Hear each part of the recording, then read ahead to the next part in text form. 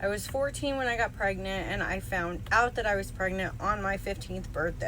The young man who got me pregnant already had one child and was sent to some sort of a detention center for youths. His mom and my mom had a conversation about what was going to happen, and neither of them were supportive of termination, so it was decided for me that I would bring the child to term. During my pregnancy, because I did not want to be pregnant, there were a couple of times where I tried to terminate the pregnancy myself by taking extreme measures like drinking bleach and rubbing alcohol. My mother got to the point where she wasn't sure what to do with me, so she sent me to live with my family in Texas. I was 6 months pregnant and on a Greyhound bus from Charlotte, North Carolina to Corpus Christi, Texas by myself. I had not really been around my family in Texas since I was 8 years old, and it was a huge culture shock for me to leave what I knew here in Charlotte to down there. So I was incredibly uncomfortable around my own family because I just didn't know them anymore. Before I was sent to live with my grandmother in Texas, I had attended a at-risk high school, so that's where they sent like the bad kids and the pregnant girls. There were lots of fights and lots of crazy things going on there, so I didn't feel safe there either. And I think that may have been one of the reasons why my mom sent me to Texas, but I don't really know. After about a month living in Texas, things got to the point where I was like very homesick, wanted to come home, and my mom essentially was like, okay, and I was sent another bus ticket from Sinton, Texas, all the way back to Charlotte. Again, traveling all by myself, 7 months pregnant. When I get back to Charlotte, I immediately start looking up adoptive agencies so that I can put the child up for adoption. I knew that this was not something that I wanted to do. I had met with the lady from the adoption center a couple of times, talk about like plans and everything like that. And each time that I met with her, either she had to come and pick me up or I had to catch the city bus to go to their office. And the day that I was supposed to meet the adoptive family, I was literally in the room meeting them, and I went into labor. The lady at the adoption agency literally had to take me to the hospital. And 6 hours later, my daughter was born. Now, I had planned on giving this child up for adoption. That was the plan. Somewhere along the lines between me having the meeting with the adoptive family and the adoption agency, my mother thinks that it's a good idea to contact people in my family to see if anybody in the family would take my child. This was not communicated to me until after I had already given birth. This was not something that I necessarily wanted to do, but I did feel pressured into doing this. I really wanted this child to go to somebody outside of my family. Why? Because I did not feel like my family was a good environment for a child. I knew the way that I had grown up, the way that my sisters had grown up, and I knew that our family had a lot of issues and a lot of trauma and a lot of toxicity. However, it was kind of decided for me that this was what we were going to do. So 2 days after the birth, I'm released from the hospital, and my mother takes me to a lawyer's office so that we could draw up paperwork giving parental guardianship over to my uncle and his wife. And then about 2 weeks later, I'm put on a plane with a brand new baby by myself to fly from Charlotte, North Carolina to Los Angeles, California. The flight was so incredibly terrifying and traumatic. I was alone, dealing with postpartum, never having dealt with a newborn child by myself, and on an 8-hour flight with a layover in Dallas, Texas. as a 15-year-old child. I get to LA and my uncle and his wife and my cousin are very excited to see me. It's kind of an uncomfortable situation in a lot of ways because I didn't really know them. I was 16 and had not really seen anybody in my family since I was, a baby practically. I was 8 years old, and I think that the uncle that she had went to live with, I probably had not seen him since I was maybe 6, because him and another one of my aunts moved to California during my childhood, so I didn't really know them. I stayed there for about 2 weeks, and then I flew back to Charlotte from Los Angeles by myself and came back home.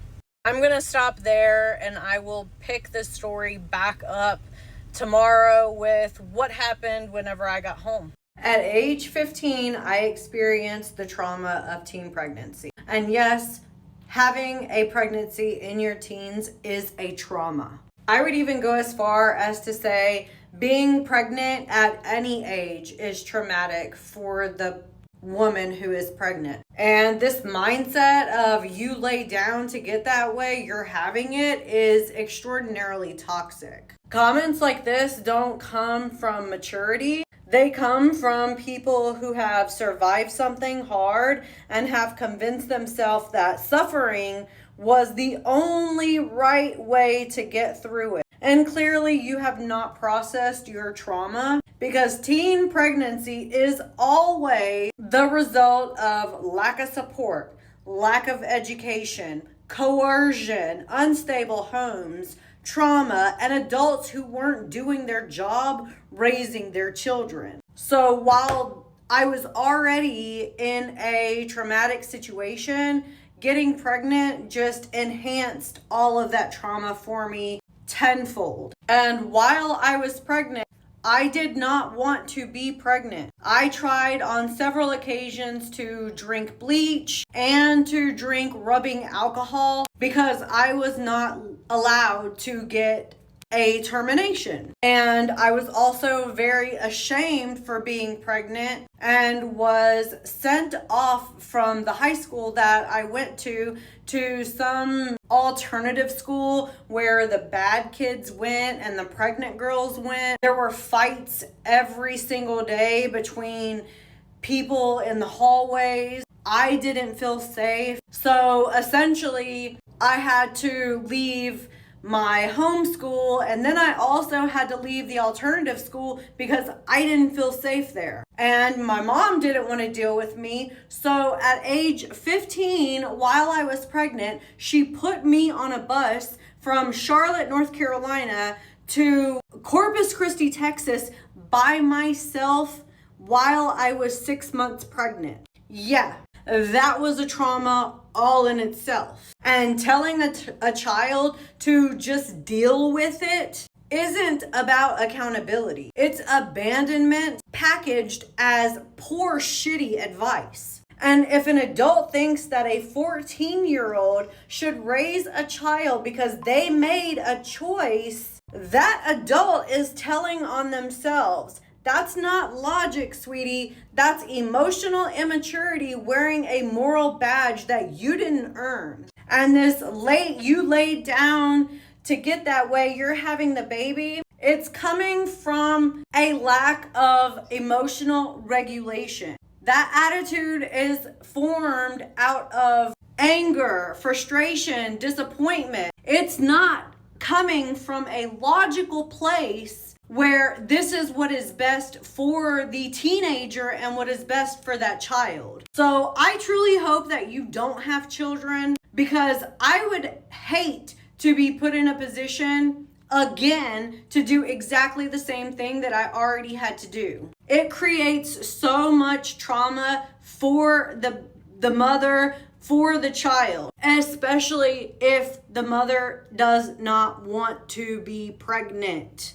But of course, those are just my thoughts, and you clearly do not understand how to regulate your emotions when it comes to sensitive topics like this. So if you have anything further to say, you can go ahead and put them in the comments below. Since I have been talking about my teenage pregnancy trauma, I think it's very important for me to talk about the trauma leading up to that. I've mentioned in a couple of my videos that we moved from Texas to Charlotte, North Carolina when I was 8 years old. That meant we moved away from my entire family. We literally had no support system here other than my alcoholic mother. And it wasn't long after we moved to Charlotte that we were taken away from my alcoholic mother and placed in foster care and group homes because she had a problem staying sober. And when she was under the influence, she was aggressively violent with myself and my two sisters. So from the ages of 9, 10, 11, and 12, we were all in and out of foster homes, group homes, and I think at one point one of my sisters moved back to Texas, but it was incredibly unstable for many, many years. I even remember one time being at this group home called The Relatives, and I don't know if every city, like major city, has one of those, but it's like a safe place for runaways to go if they don't have anywhere else to go. And so I was sent there, and I had been there for a couple of weeks, and I had talked to my mom on the phone a couple of days prior to her coming to visit and telling her that they were going to be taking us out on this like really cool field trip. Like all the girls were going to get to go on this really cool field trip. And since we had been in Charlotte, my mother had never taken us out to do anything other than grocery shopping, in which we had to like help her carry all of the bags on the city bus from the grocery store back to our house. Like we never did anything outside of the home. So going on this little field trip, I can't remember where we were going. We might have been going to like Discovery Place or Carowinds. I don't really remember, but I was so excited to be able to go and like do this fun activity. So I'm excited. I'm telling my mom on the phone, like they're taking us to go and do this really cool thing. And the day before they were going to take us to go and do this activity, she came and pulled me out of the group home. That's the type of mother that I had growing up. Like I wasn't allowed to express any kind of joy, excitement, or happiness. And if I did, she would then try to take that away from me somehow. And so that's basically when I learned that I could not share any good or exciting news with my mom if I wanted it to actually come to fruition, because she would insert herself to try to take away any sort of happiness that I was experiencing.